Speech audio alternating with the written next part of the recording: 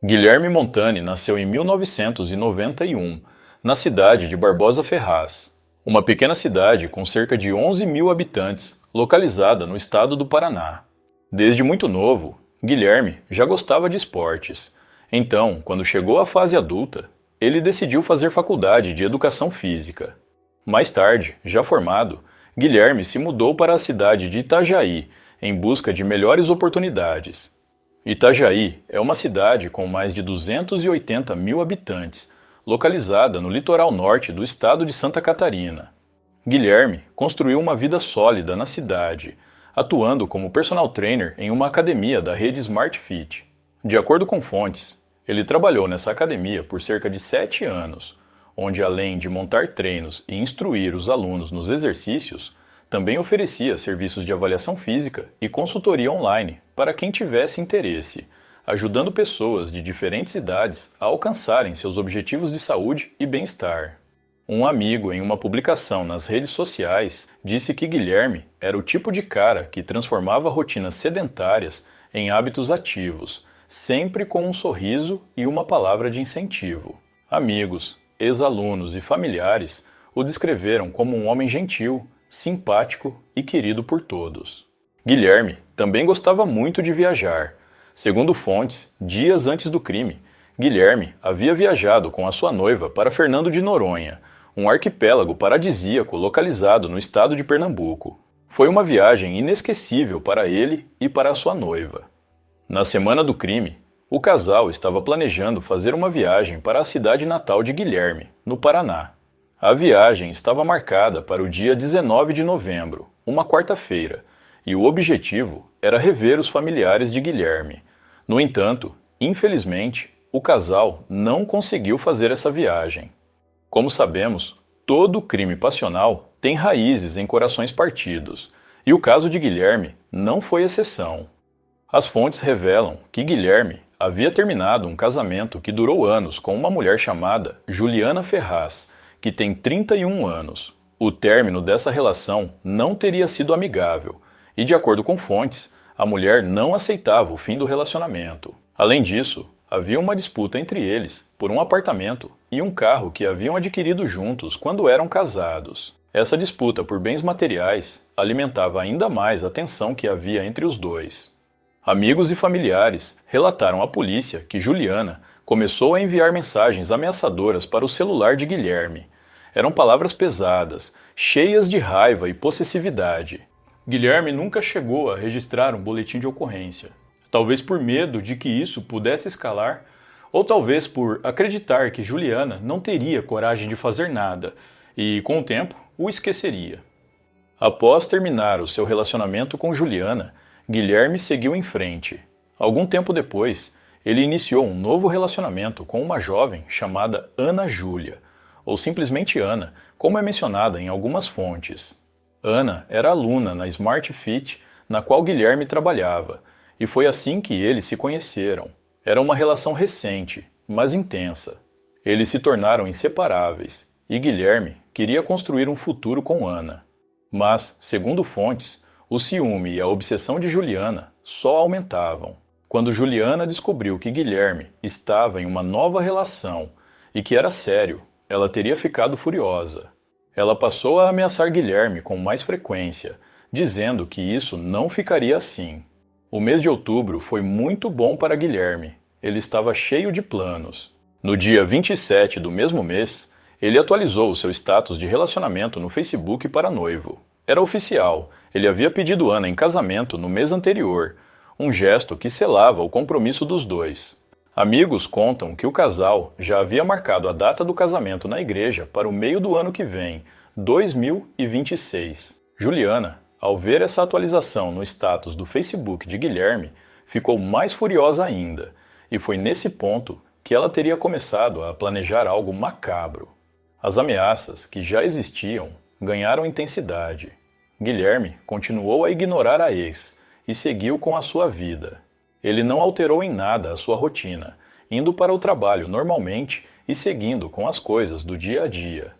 Guilherme não fazia ideia de que, em menos de um mês, tudo acabaria de forma trágica. No dia 18 de novembro, Guilherme passou o dia trabalhando na academia Smart Fit.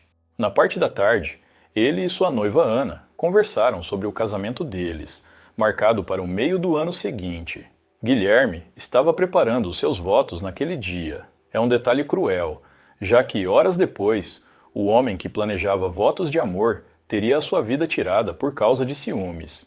Por volta das 7h20 da noite, a rotina de Guilherme na academia acabou.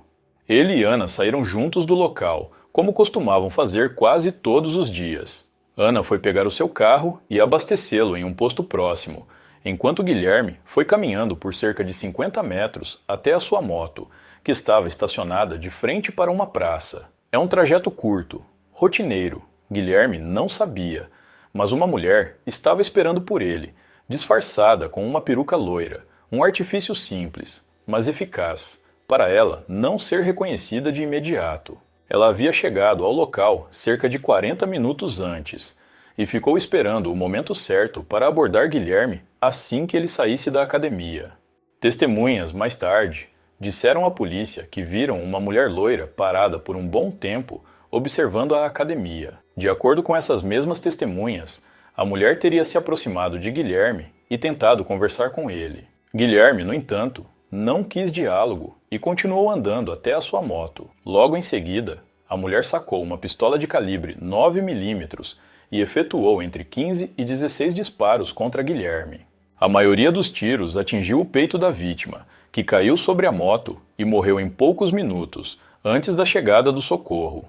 Um dos tiros disparados pela mulher atingiu o solo, ricocheteou e acertou a parede de uma agência bancária que fica em frente à praça, por pouco não acertando uma pessoa que estava próxima. Pessoas que estavam na praça e viram toda a ação começaram a correr em pânico.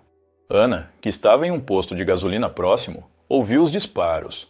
Uma senhora que estava perto dela teria dito que foi um homem quem havia atirado, mas Ana sentiu algo e decidiu correr de volta até o local em que Guilherme estava. Ao chegar, ela encontrou o noivo caído e sangrando. Ana entrou em choque e começou a gritar por socorro. Pessoas que estavam próximas ligaram para a polícia militar, mas a polícia já estava a caminho, pois há um batalhão da PM a poucos quarteirões da praça onde ocorreram os disparos, e os policiais ouviram tudo. Um policial disse posteriormente, durante uma entrevista, que ele e os colegas ouviram tudo de dentro do batalhão, e quando chegaram à praça, havia muita gente correndo para todos os lados. Eles ainda não sabiam o que havia acontecido, se era um assalto ou se foi uma briga. Ao se aproximarem, os policiais se depararam com Guilherme caído, parcialmente apoiado na moto e com ferimentos muito graves. Havia muito sangue no local, sangue que ficou marcado na rua onde o crime aconteceu. Havia também estojos de bala espalhados pelo chão. Esses estojos foram recolhidos pela polícia posteriormente. Ana estava ao lado do corpo de Guilherme, repetindo a frase: "Me tiraram meu homem, meu noivo". Alunos e funcionários da academia em que Guilherme trabalhava também estavam no local. Eles ouviram os disparos, foram ver o que tinha acontecido e se depararam com Guilherme muito ferido. Eles não acreditaram no que viram. Minutos antes, Guilherme estava dentro da academia exercendo o seu trabalho sem nenhuma preocupação. Isso foi um choque para eles. Os policiais militares chamaram o SAMU rapidamente e isolaram a área. O SAMU chegou pouco tempo depois, mas não havia mais nada que eles pudessem fazer. A médica responsável pela equipe atestou o óbito de Guilherme ainda no local. O corpo de Guilherme foi recolhido por volta das 9 da noite para o Instituto Médico Legal de Itajaí. Enquanto tudo isso acontecia, a mulher que cometeu o crime fugia. Logo após os disparos que causaram a morte imediata de Guilherme, ela descartou a peruca loira usada para se disfarçar. O acessório foi encontrado escondido atrás de um vaso de plantas, a poucos metros da cena do crime, em frente a uma agência do Banco Santander. Isso ocorreu enquanto a multidão entrava em pânico e corria em direções opostas, criando uma distração natural. Ela fugiu a pé, misturando-se à multidão que se dispersava pela praça central de Itajaí, um ponto movimentado com bancos, árvores e comércios. Testemunhas relataram que a mulher seguiu em direção ao Passadouro Narcílio Luiz, uma rua adjacente ao centro, com fluxo de pedestres e veículos, onde se escondeu brevemente em meio ao caos. possivelmente atrás de estruturas ou em becos próximos. A distância percorrida a pé foi curta, menos de 100 metros. Após se esconder no passadouro Narcílio Luiz, a mulher teria acionado um carro por aplicativo, entrando em um veículo dirigido por um homem, possivelmente um motorista comum, sem indícios iniciais de cumplicidade, mas sob investigação. Isso permitiu que ela saísse rapidamente do centro de Itajaí, uma área considerada movimentada. A polícia não divulgou o modelo do carro ou a placa, mas câmeras de segurança de comércios próximos capturaram imagens da mulher loira, antes do descarte da peruca, fugindo. Essas filmagens estão sendo analisadas. A polícia investiga a possibilidade de a mulher ter tido ajuda de algum comparsa ou comparsas.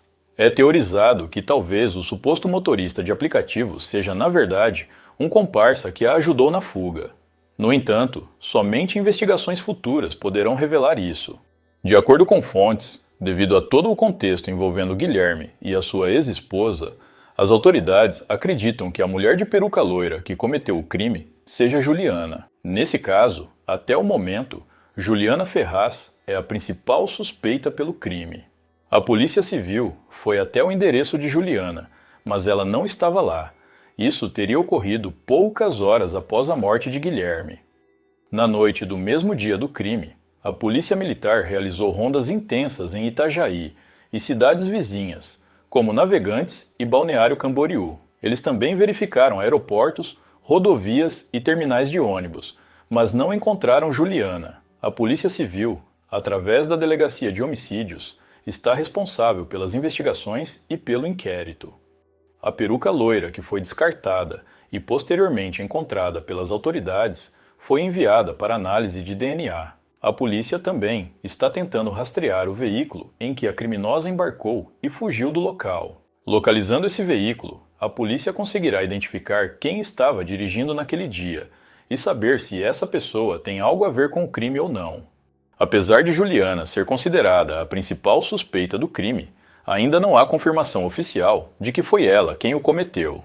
Foi emitido um mandado de prisão preventiva contra ela, e atualmente ela é considerada foragida da justiça. A advogada de Juliana contesta a versão de que ela foi a responsável pelo crime.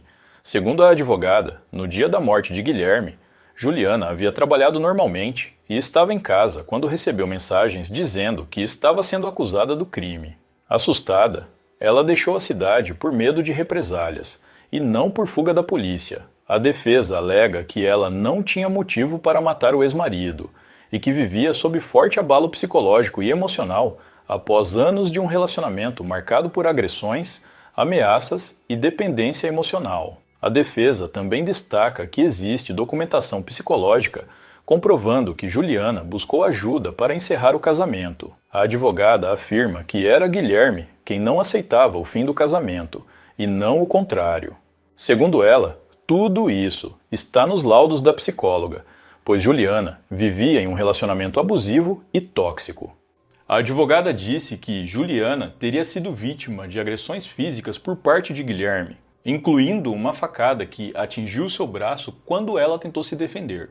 Além disso, a ex-esposa possuía uma medida protetiva da Lei Maria da Penha, que posteriormente foi retirada pela Justiça de Santa Catarina, de acordo com a advogada. Juliana relatava viver sob ameaças constantes, muitas delas feitas pessoalmente quando ela ia para o trabalho. Segundo a defesa, Guilherme dizia que se perdesse direitos sobre o apartamento por causa da medida protetiva, ela não viveria para usufruir. Esse apartamento teria sido adquirido na época em que Guilherme e Juliana eram casados. A advogada destaca que foi esse medo que teria levado Juliana a abandonar o imóvel e a cidade pouco depois. A separação de Guilherme e Juliana teria sido marcada por conflitos patrimoniais. O casal dividia um apartamento e um carro, e Juliana afirma que o ex-companheiro fez de tudo para prejudicá-la financeiramente. A advogada relata que Guilherme teria feito Juliana sair do apartamento, que foi pago pelos dois. Ele teria levado o carro que eles também compraram juntos, deixando-a sem nada. A defesa reforçou que Juliana vivia uma dependência emocional profunda e aceitava tudo em silêncio, até procurar ajuda psicológica. Atualmente, Ela continua tomando medicamentos controlados por estar em pânico com o que ocorreu e com a repercussão do caso. A advogada declara que, na visão de Juliana, o homicídio poderia ter sido cometido por uma das amantes que Guilherme manteve ao longo da relação, citando que ele teria iniciado um novo noivado rapidamente, pouco tempo depois de ter se separado dela. De acordo com a advogada, Guilherme teve várias amantes, então seria possível que alguma delas não tivesse aceitado que ele fosse se casar e decidido cometer o crime. A advogada finalizou dizendo que Juliana não ficará foragida por muito tempo e, em breve, pretende se apresentar às autoridades para dar a versão dela dos fatos. O caso de Guilherme Montani teve grande repercussão na cidade de Itajaí. Vários colegas prestaram homenagens a ele nas redes sociais. Após a liberação pelas autoridades, o corpo foi enviado para Barbosa Ferraz, cidade natal de Guilherme. O velório e enterro de Guilherme Montani ocorreram no dia 19 de novembro. Familiares, amigos e colegas de trabalho compareceram à cerimônia de despedida para dar o último adeus. Até a data da gravação deste vídeo, Juliana Ferraz permanece foragida. Como dito anteriormente, a defesa dela nega que ela tenha cometido o crime e que em breve ela irá se apresentar às autoridades. Mas eu quero saber de vocês. Vocês acreditam que Juliana é inocente ou culpada? Lembrando que todas as informações usadas para fazer esse vídeo foram extraídas de fontes de notícias e jornais. Então, pessoal, tudo que eu relatei aqui é o que já está disponível nessas fontes. No mais é isso. Muito obrigado por me assistir até o final. Um grande abraço e até a próxima.